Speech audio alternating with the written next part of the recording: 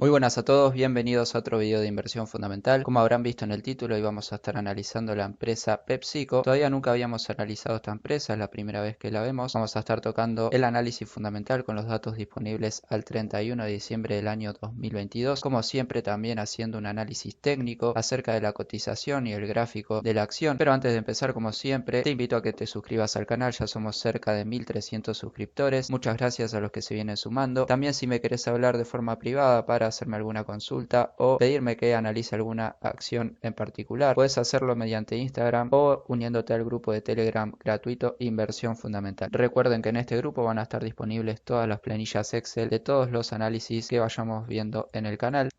Acerca un poco de la empresa, PepsiCo es una multinacional estadounidense que se dedica a la fabricación, comercialización y distribución de bebidas y aperitivos. Tiene su sede en Nueva York. PepsiCo fue el resultado de Pepsi Cola Company y Frito-Lay en 1965. Esta empresa ha ido ampliando su gama de productos de alimentos y bebidas mediante la adquisición. En 1998 adquirió Tropicana y Quaker en 2001. Algunos datos interesantes es que Pepsi es la segunda mayor empresa de alimentos y bebidas en el mundo, presente en más de 200 países con diferentes marcas. En América del Norte, Pepsi es la mayor empresa de alimentos y bebidas por ingresos netos. Cotiza en el Nasdaq bajo el ticker PEP. Y en cuanto al sector e industria a la que pertenece la empresa PepsiCo, esta pertenece al sector de consumo no cíclico y a la industria de bebidas no alcohólicas. Alguna imagen de las principales marcas que ya todos conocemos, nos parecen muy familiares. Cuando vamos al supermercado, al kiosco, seguramente muchos de nosotros consumimos varios de sus productos. Como siempre, yendo primero a la posición de liquidez, vemos que el último dato es de 0,8 y que en el último 4 trimestres, en el último año, se mantiene siempre por debajo de 1, al igual que en los últimos datos anualizados. La empresa suele mantener un ratio de liquidez por debajo de 1. Esto quiere decir que los pasivos corrientes superan en cierto punto a los activos de corto plazo, algo raro de ver en las empresas. Técnicamente, por cada dólar de pasivo en la empresa al 31 de diciembre del año 2022 hay 0,8 dólares para responder. En cuanto a la liquidez ácida, si nos ponemos un poco más exigentes, en la que a la cuenta le restamos el inventario, ya que es lo menos líquido dentro del activo de corto plazo, el ratio baja a 0,6, que es el valor más bajo de los últimos 4 trimestres del año 2022. Cierra el año con este valor de 0,61, que también es el más bajo desde el año 2019. El fondo de maniobra obviamente es negativo, tanto de forma anual en los últimos años desde el año 2019. Cerró el año con un fondo de maniobra negativo en 5.246 millones de dólares. En cuanto a la proporción de activo con respecto al pasivo, el último dato es de 1,23, también inferior a lo que tuvo en los primeros 3 trimestres del año 2022. Cierra el año con dicho dato, que es superior desde el año 2020, que pasa de 1,17 a 1,23, iguala el dato anualizado de proporción de activo con respecto al pasivo del año 2019. La solvencia es bastante baja para la empresa PepsiCo, 0,23 para el último trimestre, dato con el cual cerró el año 2022, si bien es superior al año 2020-2021 e iguala al del año 2019, habla de una empresa bastante sobreendeudada con un ratio bastante bajo de pasivo. La contracara de esto es la estructura de financiamiento, la cual es un 81% pasivo, 19% capital propio al 31 de diciembre del año 2022, pero vemos que la empresa se mantiene en estos niveles desde el año al menos 2019, una empresa bastante sobreendeudada que depende muchísimo de la toma de pasivo para hacer frente a sus inversiones. Obviamente todo este pasivo genera grandes niveles de gastos financieros por intereses. Para ver si esto le genera alguna presión a la hora de pagarlos, calculamos las coberturas de intereses, en este caso respecto al resultado EBITDA. El último dato al 31 de diciembre del año 2022, 12,54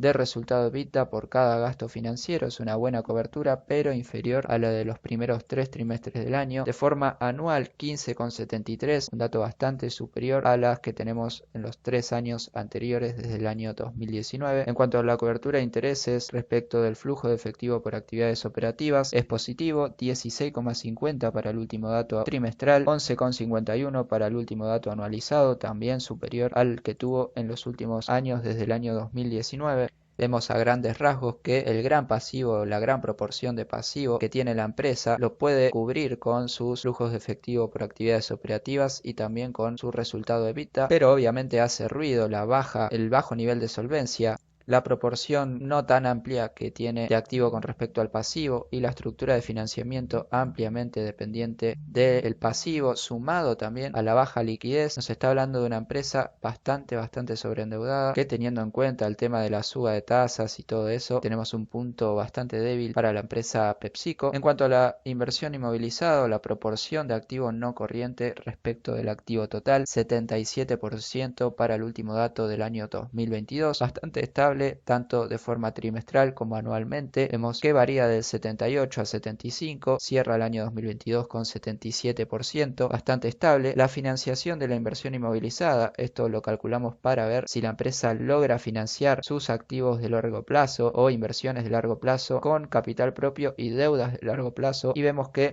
en general no lo hace. El ratio se mantiene siempre por debajo de 1. Esto le pone presiones a la situación de liquidez, como ya vemos, y como siempre digo, queremos que este ratio siempre esté por encima de 1, ya que en caso de no estarlo, la empresa se endeuda a corto plazo para hacer frente a inversiones de largo plazo, lo cual no es recomendable y, como ya vemos, tiene consecuencias en su posición de liquidez a corto plazo. Yéndonos a la parte de márgenes y rentabilidades, la cual es uno de los puntos más fuertes de este tipo de empresas, vemos que PepsiCo no es la excepción. Tenemos el margen bruto, como siempre, en color azul, el margen operativo en color naranja y el margen neto en color gris. Vemos que de forma trimestral y anual el margen bruto se mantiene siempre en el mismo rango entre 55 y 52%, bastante estable. Vemos una leve tendencia bajista durante los trimestres del año 2022, pero desde mi punto de vista totalmente normal. Lo que sí vemos una baja considerable es en el margen operativo, que pasa del 17% al 9% para el último trimestre del año 2022, y el margen neto pasa del 12% al 2%, también una baja bastante abrupta. El último trimestre fue el peor en cuanto a márgenes para la empresa PepsiCo. Vemos que de forma anual también bastante estable los niveles de márgenes, tanto operativo en color naranja como los márgenes netos en color gris. Para el último dato tenemos un margen bruto de 53%, margen operativo de 14% y margen neto de 10%, muy parecidos a los del año 2021 y año 2020 e incluso año 2019. Muy buenos márgenes, bastante estables en el tiempo, un punto bastante positivo para la empresa. En cuanto a la rentabilidad con respecto al activo, tenemos para el primer trimestre del año 2022 5%, al segundo sacó 2%, al tercero 3% y al cuarto 1%, lo que nos da una rentabilidad anual del año 2022 del 10%, una muy buena rentabilidad superior a la de los años anteriores que estamos analizando, muy buena rentabilidad con respecto al activo. Otro dato positivo para la empresa. Por otro lado, la rentabilidad neta, o sea, la rentabilidad que saca con respecto al capital propio o patrimonio neto, vemos una rentabilidad anual extremadamente alta, ya que anualizada al último año es del 52%. Esto quiere decir que la empresa, si bien está bastante sobreendeudada, sabe utilizar muy bien el pasivo para retribuir a sus accionistas, que obviamente están dentro de lo que es el patrimonio neto. Vemos que es bastante estable la rentabilidad neta en los últimos años, lo cual la convierte en una empresa muy atractiva a la hora de invertir. Vamos a estar viendo también que paga dividendos, los cuales son crecientes hace bastantes años y bastante por encima de la media del mercado de S&P 500. En cuanto al beneficio por acción, creciente a lo largo de los últimos años, desde el año 2020 sobre todo, que pasa de 5,12 centavos de beneficio por acción a 5,5 aproximadamente en el año 2021, y una muy buena beneficio por acción de 6,42 para el año 2022, pero vemos que el último trimestre ya está dando señales de merma con respecto al resto del año, tanto en su beneficio por acción como en sus rentabilidades netas y la rentabilidad con respecto al activo, e incluso los márgenes, también mermaron bastante. Esto puede dar indicios de que la última parte del año se complica y posiblemente la primera parte del año 2023 veamos los ingresos y rentabilidades de la empresa y de muchas empresas en general caer significativamente. En cuanto a la capitalización bursátil, me da un resultado de 2.400 millones de dólares aproximadamente, creciente a lo largo de los años. Obviamente después vamos a ver cómo se comporta el precio de su acción, facturación que en términos generales tiene tendencia alcista hace ya muchísimos años. En cuanto a la progresión de sus ingresos, logra hacer crecer los ingresos de forma anual desde el año 2019 por lo menos, que pasa de punta a punta de 67.161 millones de facturación a el último año facturar 86.392 de forma trimestral también creciente. El último trimestre del año 2022, 27.000 millones de dólares, casi 28.000, una muy buena facturación. Vemos que la merma en los resultados de la empresa no vienen por baja en la facturación, sino seguramente por aumento de costos, seguramente con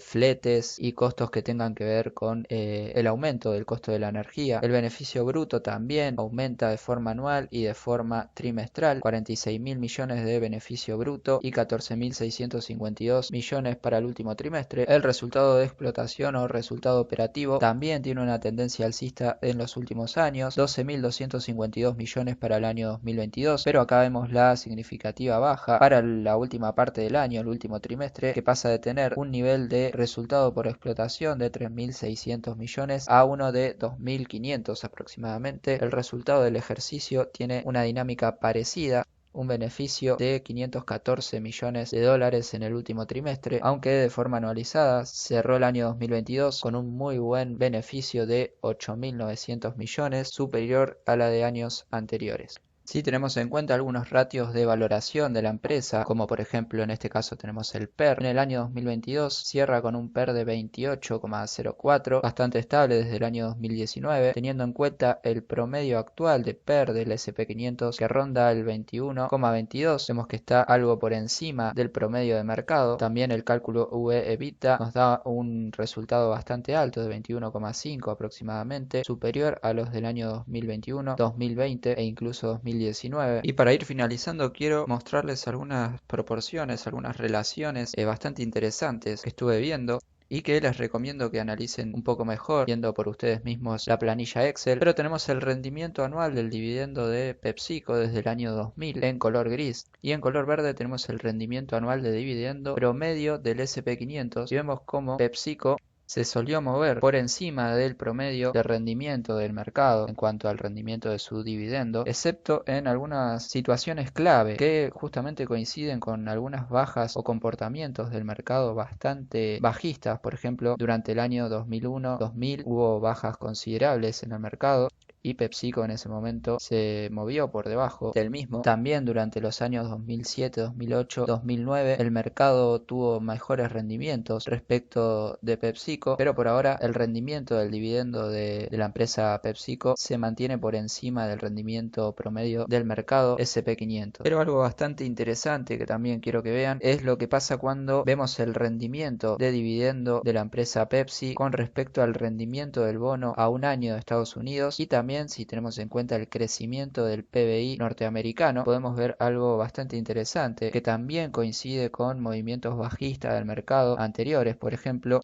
del año 2000 al año 2001-2002, cuando se produjeron importantes bajas de mercado, que en el caso de la cotización de Pepsi llegó a caer cerca de un 36% en este periodo del año 2002, y en general del año 2000 al año 2002 se tuvo un comportamiento bastante bajista en el precio de la acción. También si tenemos en cuenta el comportamiento del índice S&P 500 del año 2000 al año 2003 aproximadamente, un 47% de baja. Esto fue las crisis de la .com, y que en términos generales el periodo que va del año 2000 al año 2009 fue un periodo de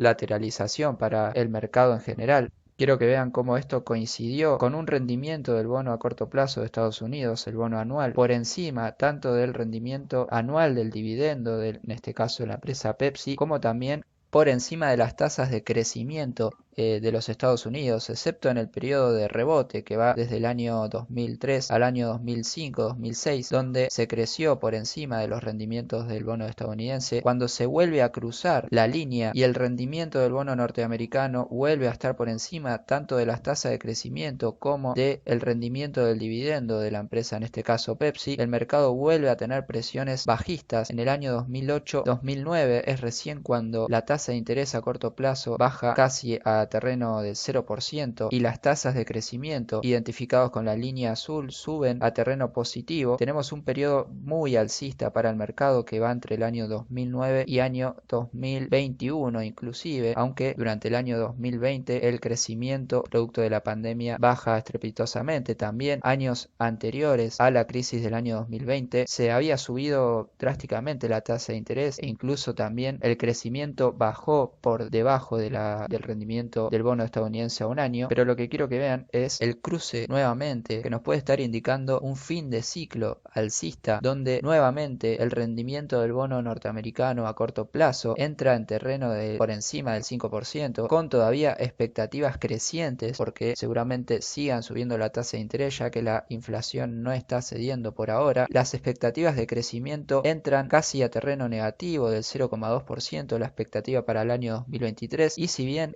la proyección que hago del dividendo es de relativa estabilidad, vemos como el panorama pinta complicado para la renta variable de cara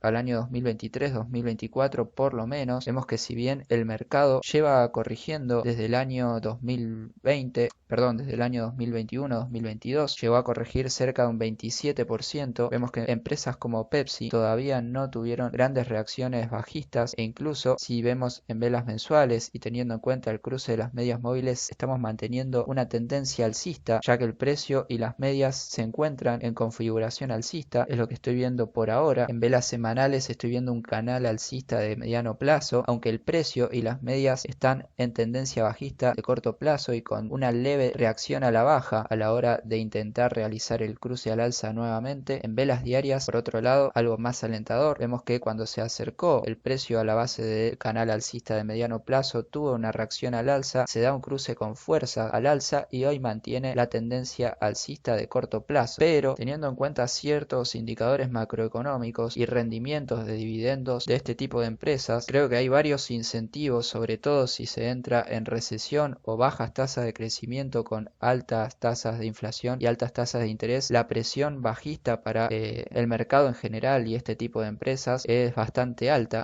ya que hoy en día es mucho más conveniente invertir en un bono a corto plazo estadounidense que rinde cerca del 5% que invertir en una empresa como Pepsi que si bien te da un dividendo que rinde alrededor de un 3% con un crecimiento estimado a la baja e incluso posible recesión, seguramente la expectativa de revalorización de la acción no compense los rendimientos que tiene el bono estadounidense. Esto hace que los inversores empiecen a ver la renta variable cada vez más cara y las presiones bajistas sean muy importantes. Hay que estar muy atentos al cruce de medias de largo plazo, como ya se dieron en el pasado cuando ajustaron la tasa de interés, por ejemplo en el año 2018, se entró en una tendencia bajista por algunos meses y la empresa PepsiCo llegó a corregir cerca de un 20%, ni hablar del año 2018, donde después de haber perdido el cruce a la baja de las medias móviles de máximos en 2008 a mínimos en 2009, la empresa corrigió alrededor de un 43-42%. Quiero que también vean el momento en el que inicia la crisis, bastante posterior a la baja general de mercado, sobre todo de empresas de mayor riesgo. Vuelvo a repetir, como ya dije en videos anteriores, este tipo de empresas son las últimas en caer, pero cuando caen por la significancia que tiene en los índices es cuando más cae el S&P 500 y las bolsas en general. Vamos a estar haciendo más análisis fundamentales de este tipo de empresas. El próximo, que ya lo tengo preparado acá, va a ser de Coca-Cola, en una situación parecida, y vamos a estar analizando en general empresas de valor que pagan dividendos para tener una perspectiva mayor respecto a este tema. Ahora sí, sin nada más que decir, un saludo y hasta la próxima.